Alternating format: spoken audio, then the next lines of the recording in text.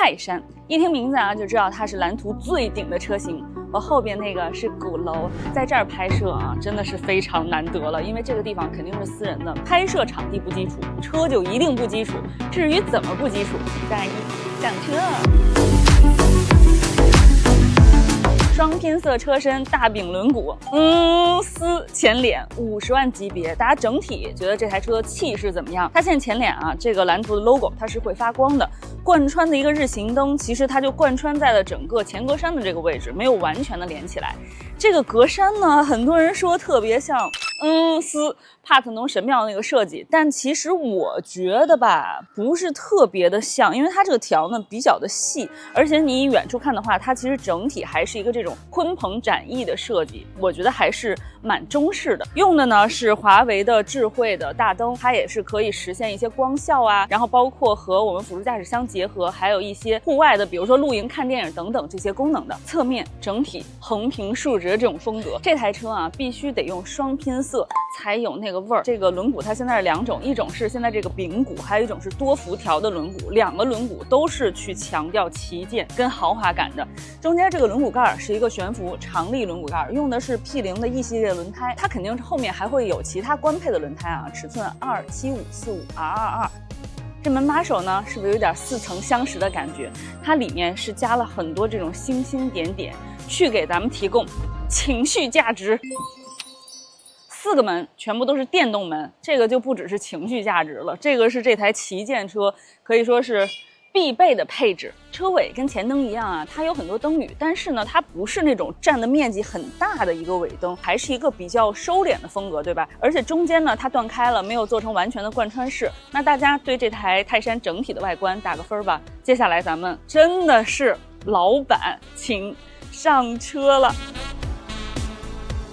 这台车内饰呢是一个酒红色偏深灰色，是一个比较深的酒红色了。有喜欢这种风格颜色的宝贝们可以扣个1。那它这个内饰里面啊，其实有很多这个小细节的点都融入了所谓的这个中式美学设计。比如说我们这个门板上啊，它其实用打孔做出了一个这种山水的效果，包括这个座椅上面的这个皮质打孔，它也是做成了这种山水的感觉。所以说其实这台车是真的有挺多中式浪漫在里面的。我个人说实话是比较喜欢这种风格的，因为只有中国品牌才能做出来这种中式美学浪漫的东西。那我觉得其实这台车呢，前排并没有什么可分享的，重点就是在后排。不过它前排这个座椅还是非常尊享的给到了你了。你可以看到就是它整体的这种宽大程度，而且它下面这个皮质的打孔的压纹是非常厚实的，所以其实坐上来的舒适度真的是挺高的，一一亲测。那这台车32个扬声器啊，8个头枕音箱，也是我们前排后排4个座椅共享的。那咱们还不赶紧去后排，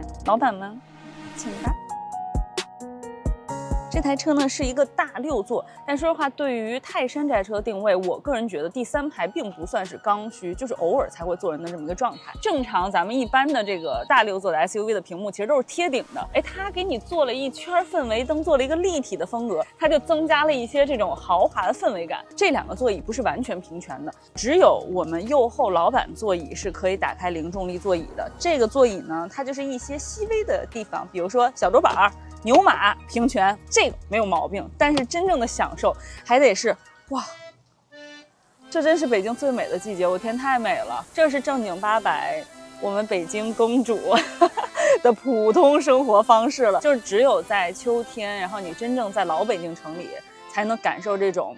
北平之风格，也是北京最美的样子。同样我没有忘了我的专业啊，这个位置才是这台车的正确打开方式。然后这台车呢，像比如说基础的这些来自于行政旗舰的配置，比如说电动的遮阳帘，然后像我们说的2排的这个小桌板，副驾的老板座椅，我们车内的这个后排娱乐系统，包括啊，它这个冰箱我刚才看了一下，尺寸还是挺大的，就两边的扶手全部都是电动的。这个座椅没有，这儿给你加了一块屏幕，虽然说这个屏幕比较的小，只有这么大，但是反正它是一块屏幕。然后你在这个屏幕上呢，是可以控制我们整个的所有车内的功能的。比如我现在就是大4座模式，在这个模式下，你看我的座椅就会往后调，然后电动扶手起来，我们的2个座椅就实现了一个贴贴。我们可以去来展示一下，因为只有这个座椅它是有零重力座椅的嘛，所以你看你可以一键把这个零重力力座椅开启，咱们也看看它整体的这个舒适度的感觉怎么样？大家感觉这样的泰山的后排空间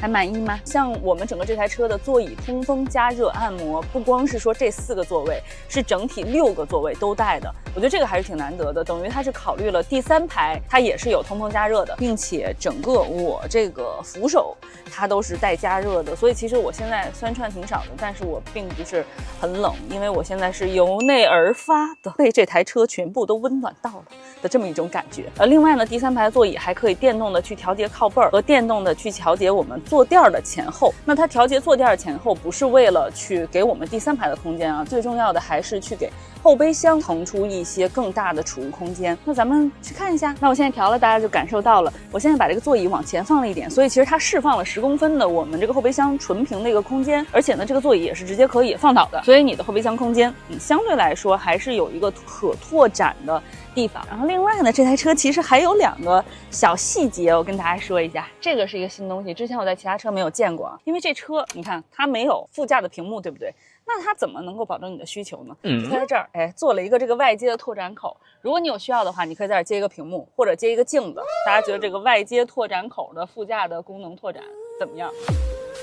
那今天呢，咱们是一个静态的体验，跟大家简单分享一下这台车的动态的参数。那这台泰山呢 1.5T 加双电机插混的动力，65度的电池，65升的油箱，所以这台车的综合续航1500多公里，3腔空悬配上 CDC 的电磁减震，那整体的空悬的可调范围呢是达到了100毫米。那这台车呢，它也配备了双向16度的后轮转向，所以转弯半径呢可以到5.4米。当然这个是选配的，刚才说的那些都是标配的。那这台车从智能化上面也是一个全面深度跟华为合作的状态。我们看到的这一台啊是单激光雷达的版本，后面呢它还会出4激光雷达的版本，所以其实整体来说，我对这台车啊还是挺期待的。不知道大家觉得它怎么样？可以再次打一个分。那我们这期的视频呢到这儿就结束了，感谢大家收看这期的一起来电，我是野生依依，我们下期再见。